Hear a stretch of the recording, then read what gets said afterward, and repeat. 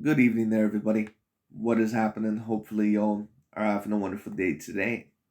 So, when it comes down to it, I thought that I would do this little fight prediction, give you guys my fight breakdown and my fight analysis, at least a preview of the very decent heavyweight showdown that is going to take place, I believe, this up and coming Saturday.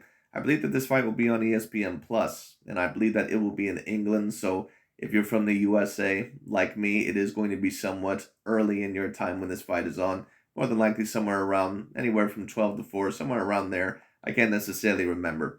But, anyways, I did not actually know that this fight was occurring, or I had completely forgot about it because I had not seen much promotion for this fight. And it was only because I had looked up the boxing schedule overall on ESPN that I knew that this fight was actually going to occur. And I am very glad all in all that I ended up looking that up because this is actually a fight that I've been looking forward to for a very decently long time. And this is a great fight for a multitude of reasons. Number one, I think it's a great fight because of the clash of styles. More than likely, if I had to guess in this fight, even though they both do have the ability to be pressure fighters and fight a little bit on the back foot, if I had to guess, more than likely Joseph Parker is going to be the fighter that is going to try and outwork Joe Joyce from a distance and be on the back foot and using his speedy combinations to outland Joe Joyce. Well, Joe Joyce more than likely is going to be the guy that is probably going to work behind his jab, try to land body shots, and he's going to try to break Joseph Parker down incrementally over the course of 12 rounds. That's number one overall why this fight is so particularly interesting. But the second reason why this fight is so particularly interesting is because there's a lot on the line, in my opinion, for both fighters. Now, of course, whenever you're in a big fight, there's always a lot on the line. But I think that there's more on the line for both of these fighters overall than a certain amount of other fighters. And the reason why I state that is because Joe Joyce, even though he right now would probably be a top 10 heavyweight in the world, he doesn't really have that much time left, at least from what it seems. He is all in all at the best point in his career, but he's also 37 years old. And Joe Joyce, even though he does not seem like the worst boxer that I've ever seen, he does have a certain amount of flaws in his style to where if he does finally face some of the elite guys, even if he is at his best, he may not be able to get past them. But we'll end up seeing overall what happens, but that's what Mr. Joseph Parker is here for. Well, of course, we've seen Joe Joyce beat a Daniel Dubois. We've seen him beat overall a Carlos Takam, or Takam, however you pronounce his name. But Joseph Parker, in my view, is probably the biggest threat to Mr. Joe Joyce within his career, just with his type of hand speed and his type of style. Now, in my opinion, Joseph Parker, I've always heard a lot of good things about him, but I have never really been as impressed with Joseph Parker as what certain people have always tried to lay on. Now, don't get me wrong, I think that he is a decent fighter. I think that he's especially a very gifted athlete, but he does have a certain amount of flaws in his style, just like Joe Joyce. And that's right, that's why Joseph Parker, in the two biggest fights of his career, against Dillian White and against AJ Anthony Joshua, he was not able to win either of those fights. It just is what it is. People can get mad at that all they want to, but that's just the bottom line. It just is what it is. So this is going to be a very entertaining fight because if Joe Joyce ends up losing this fight, yes, it would be the first loss of his career, but it may be a career-ending loss. He may never be the same fighter after that, and it may be hard for him to get certain bigger fights because he would be 37 years old, and I'm not really sure how well he's going to recover from that. He may not have much time left. And when it comes to Mr. Joseph Parker, even though he is, I believe, somewhat younger than that of a Joe Joyce, somewhere around 32, 33 years of age, from what I remember, maybe even a little bit younger than that, Joseph Parker has already lost two of the biggest fights of his career. And if he ends up losing this one in a potential 50-50 matchup, then Joseph Parker will never have his name mentioned, in my opinion, as one of the top five heavyweights of his generation. Okay, in my opinion, he already was not there. But I've always heard a certain amount of people always trying to debate him as someone that could be on the Andrew Ruiz or the Dillian White level or someone like that. I'm not really even quite sure if Joseph Parker is on that level, even though he did end up beating Andrew Ruiz in that one fight. But Andy was also able to get a win over the very talented Louis King Kong Ortiz, and he also was able to beat Anthony Joshua in their first fight. So if Joseph Parker does not end up winning this fight, not only can he not claim himself to be on the Tyson Fury and Anthony Joshua and Deontay Wilder level, he also cannot claim himself to be, in my view, overall on the Dillian White Andrew Ruiz on that type of level. He cannot even claim himself to be on that level. And of course, if he loses to Joe Joyce, he cannot even claim that he's on the Joe Joyce level. However, what I will say is this: Joseph Parker in his last fight against Derek Chisora, I think all in all in that rematch that it was, a very, very good performance by Joseph Parker. To be honest, that probably was the best all-around performance that I've ever seen from him. It probably was the best all-around skillful wise that I have ever seen him in a fight, period, in my view. But anyways, enough overall of that. Who do I believe is going to win the fight, and what do I believe that both fighters are going to have to do overall in order to win the fight? Well, if you just had to ask me for my prediction and who I believe is going to win this fight, I am going to have to go with Joe Joyce. Now, why am I going with Joe Joyce?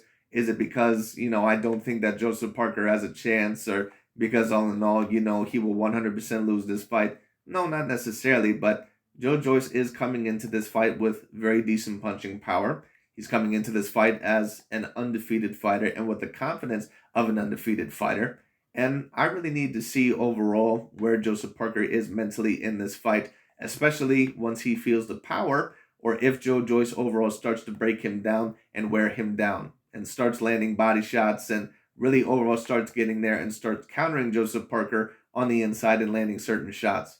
I stated this once about Mr. Joseph Parker, and I said that if you put a certain amount of pressure on him, it will make him uncomfortable and he may not handle that well. And I had a certain amount of people state that, oh, what are you talking about? He actually handles pressure fighters very, very well. Well, Joseph Parker handles pressure as long as it's limited pressure. If you actually put intelligent, consistent pressure on that of a Joseph Parker, to where you show that you're willing to exchange with him on the inside after certain combinations that he throws, or if you're willing to put him up against the ropes and go to the body and go up top, he will get a little bit uncomfortable. As we've seen that in the first Derek Chisora fight, and we also seen that a little bit in the Dillian White fight. He will get a little bit uncomfortable. It just is what it is. There's a difference between someone that is coming at you, all in all, with intelligent pressure, and someone all in all that is just mainly a pressure fighter. For example, when Gennady Golovkin fought that of David Lemieux, Dave Lemieux was just a regular pressure fighter. He was very powerful when it came down to it, and he was not the worst boxer in the world. But Gennady, even though he's not, the worst fighter on the back foot, he was able to completely outbox David Lemieux on the back foot because there just really was nothing that David Lemieux had to offer Gennady Golovkin besides just raw punching power. Every category in terms of boxing ability, Gennady Golovkin had him beaten. When we talk about Deontay Wilder versus Bermane Stiverne, when it came down to it, he pretty much came in there plodding. His feet were very slow. His movement was pretty much non-existent. That's why Deontay Wilder was able to outbox him on the back foot throughout the whole entire time. But if you see overall those fighters fight the creme de la creme, that, fighters that know how to put on intelligent pressure, like that all in all of a Tyson Fury against Deontay Wilder, or like that of a Canelo Alvarez over Gennady Golovkin, all of a sudden they back up and they feel a little bit more uncomfortable because those fighters are on a higher caliber and they know how to counter them a little bit better and use their hand speed and use their boxing IQ to the best of their ability. Now, Joe Joyce, in my opinion, is not on the same level as a Tyson Fury or an AJ Anthony Joshua or some of those other guys. But he is overall, debatably, going to be a very dangerous fighter, for Joseph Parker at this point in time in his career. Well, not even debatably, he is going to be a very dangerous fight. But some may even debate that this may be the biggest challenge of Joseph Parker's career. I would not say that Joe Joyce, in my view, is the best all-around fighter that Joseph Parker has ever fought. But just considering the circumstances, this is going to be a very meaningful fight for Mr. Joseph Parker.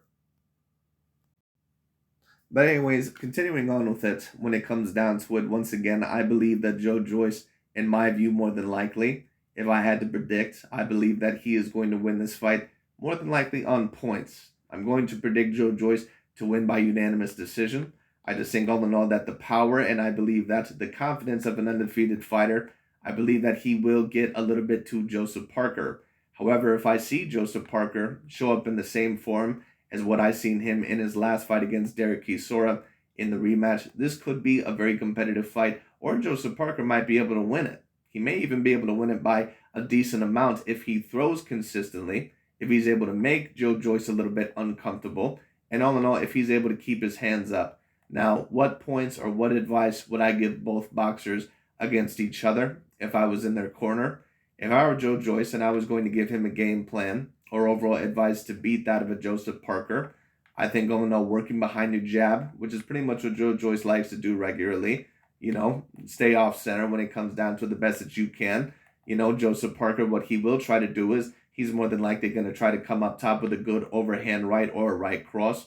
That is one of Joseph Parker's favorite punches. And coincidentally, that is one of the punches that Joe Joyce actually has quite a problem with avoiding. So Joe Joyce is overall going to have to be very careful of an overhand right that is going to, come over the top. He's going to have to block it. He could counter that with the left hook. Or all in all, when it comes down to it, he could maybe counter overall to, slip to the left, come back with a left hook, or maybe he could go down the pipe with a good right of his own.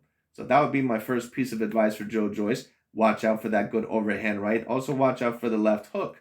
But what you want to do with Joseph Parker, if you're Joe Joyce, in my view, is that you want to work behind that jab early. You want to go jab to the body and jab upstairs. You want to overall attack the body of Joseph Parker very early, which is what Joe Joyce likes to do in some of his fights. He will overall go to the body with hooks and uppercuts. I believe that is what he's mainly going to do, and he's going to try to cut off the ring and break Joseph Parker down incrementally. Also, keep your hands up throughout the whole entire fight, which Joe Joyce, in my opinion, does a better job of than Mr. Joseph Parker. Joseph Parker has never been a fighter that, in my view, has been good at keeping his hands up throughout the whole entire fight, and that has cost him in certain moments in big fights when it comes down to it.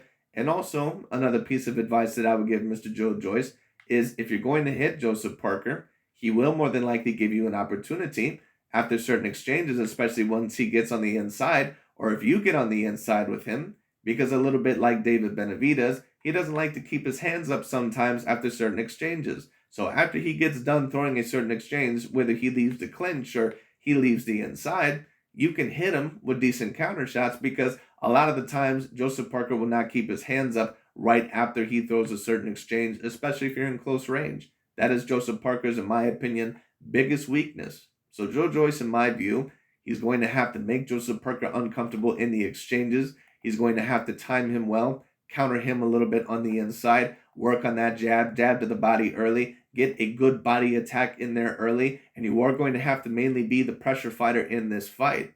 Now Joseph Parker, once again, he can handle overall limited pressure very well, but if you put intelligent pressure on him, that's where he has a little bit more of a problem, like that of a Dillian White or, even a Derek Chisora in the first fight when it came down to it. But anyways, when it comes down to it all in all, could Joe Joyce, if you were going to ask me, could he maybe beat Joseph Parker by outboxing him in the middle of the ring? He could potentially, but I think because of Joseph Parker's hand speed and the fact that you want to make him uncomfortable early, I don't think that, in my view, that would really be the best strategy. I think that Joe Joyce is going to have to be the pressure fighter in this fight, and I think that he's going to have to try to back Joseph Parker up, have a major body attack early, and I think all in all that he's going to have to try to break him down incrementally. Now, what is the advice that I would give to Mr. Joseph Parker? Well, more than likely, Joseph Parker is going to be the fighter that, once again, in my view, is going to be on the back foot in this fight. The advice that I would give to Mr. Joseph Parker is constantly use your feet in this fight. Use your hand speed, use your foot speed to your advantage. Joe Joyce does not have a great hand speed, nor does he have a great foot speed or footwork, in my opinion. When it comes down to it, you are going to have to move around, get him at certain angles, use that jab to the body, jab up top. Joe Joyce is a little bit of a sucker for a good overhand right, so try to land that one here and there. And on top of that, throw good 1-2s, 1-2-3s, maybe even 4-punch combinations, all in all, but you are going to have to mix them up. But certain combinations that I would throw if I were Joseph Parker against Joe Joyce is maybe a good 1-2 with a good jab and an overhand right or a right cross straight down the pipe. That seems to get Mr. Joe Joyce quite a bit, at least from his recent fights that I have seen.